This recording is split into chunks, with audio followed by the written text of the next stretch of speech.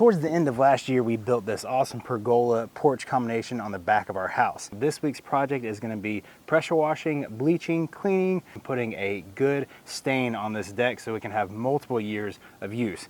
Hang out with me and I'll walk you through all the steps. This is pretty much going to be a two-step process. Your first step is cleaning. For that, I'm going to use a simple weed sprayer mixed with 10% bleach solution. And this is only for the bad parts, like if you have a lot of red mud like we do here in Georgia. Secondly, you're going to need a pressure washer. These things are pretty easy to come by. I personally don't own one. I'm actually borrowing my neighbor's, but you can go to Home Depot, Lowe's, wherever, and rent them. They're pretty cheap for a full day, and it really doesn't take that long.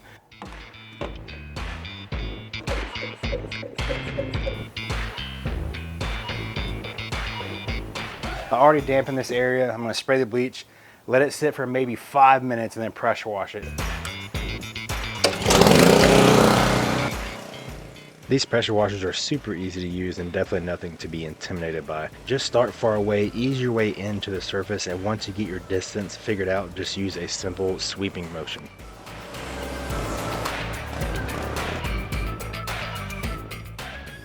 As mentioned before, I only use the bleach solution on the bad parts or the heavily stained parts of my porch, and I kept it to about a 5 foot by 5 foot square when applying the bleach. And once you get the hang of it, I personally kind of get in the zone with how quickly you can transform the look of stuff.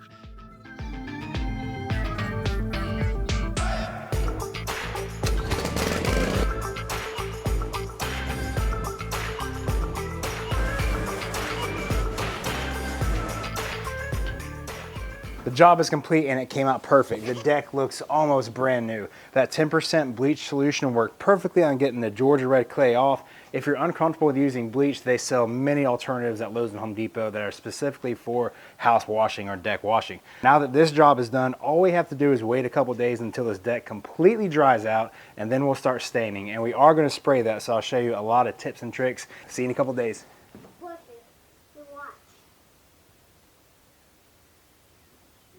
So it's been a couple days. Luckily, as you can see, I recruited a few helpers to paint this. Our goal was to try and match this back door. This is a vintage back door we had with original stain, so we're trying to match this. And I think we got pretty close on this stain right here. And this is called, what's it called, babe? Padre Brown. Padre Brown from BEHR. From Home Depot, I'll put all these links below. And I'm using my Magnum Project paint sprayer, which is hopefully going to make this a lot easier. My wife, she's cutting in all the edges all around the deck, and then we're also painting the pergola, so we're going to cut that in as well. Hopefully this will just take one coat. And the sprayer that I'm using is a Magnum Project Painter Plus, and this thing has turned out to be a little beast. And the stain we went with is the BEHR Premium Waterproofing Stain and Sealer. It's like a 6 to 8 year lifespan. And setup is super easy on this painter as well. All you need is a scrap 5-gallon bucket. You take your large suction hose into your paint supply bucket, and there is a smaller clear primer hose that goes in the scrap bucket.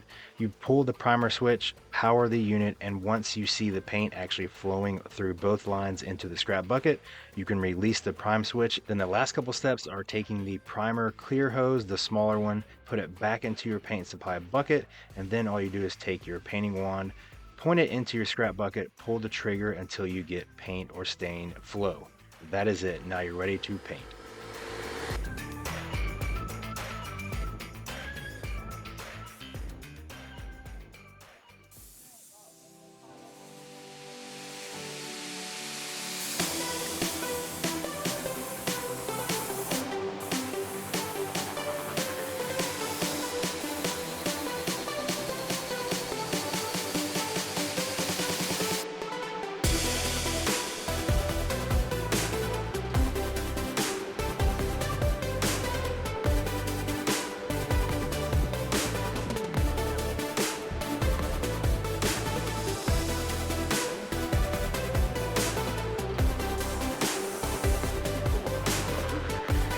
Forgot to move the board.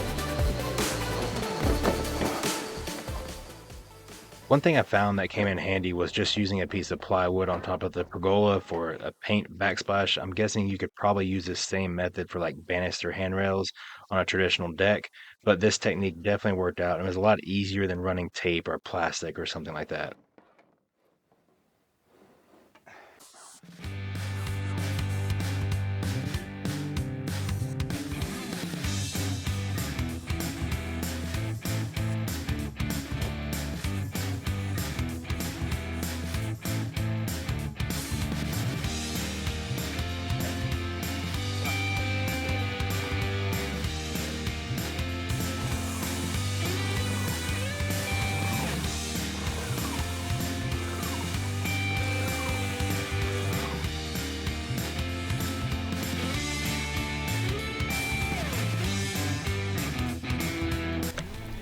We got the pergola all done above. Thank God for a paint sprayer. It definitely helped out with one person spraying and one person brushing. Now we have the now we have the deck left. So we're gonna go do the same technique on the deck. I'm gonna spray it, and then Marilla's gonna go behind me with the big paintbrush and rub it all in. Because the sprayer works great, but it does make a difference, like quality wise, when you're looking at the stain when you actually brush it in with a brush. So it just kind of gets in there a little better, and it makes the finished product look a little better. But so far we're probably like 3 hours in on this job. Not too bad. You ready to finish, babe? Let's do it.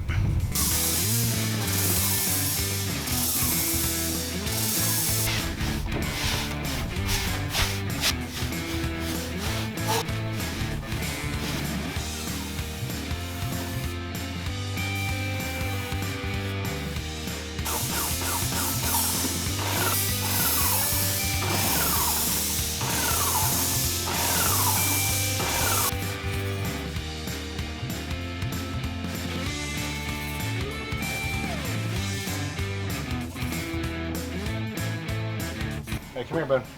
Oh. Come here. Yeah, walk backwards with me. Hold it, okay? Wait. Okay. When I tell you to, you gotta walk backwards with me, okay? Can you walk backwards? Yeah. Okay, 1, 2, 3, pull the trigger. Walk. Whoa. Walk.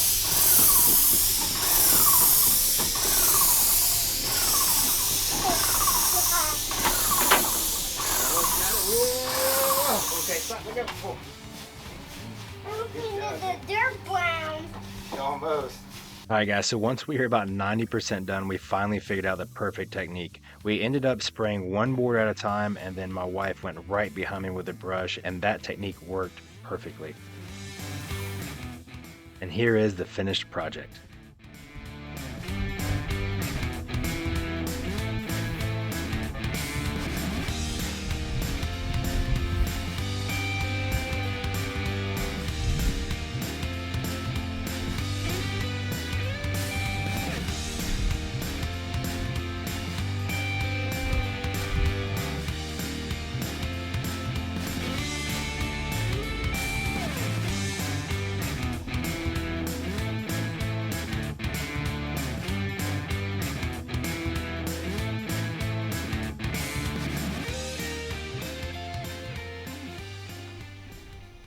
That's another project complete, and the total paint usage was 5 gallons, and total cost on that 5 gallons was around $200. Now, I didn't include the sprayer cost, but that is in addition to your tools, so that was right around $340. I'll put that link below. This is my second project that I used that on, so I didn't really bundle that into the total project cost, but it is a huge addition to my tool arsenal. As always, thank you guys for watching. We will catch you on the next project.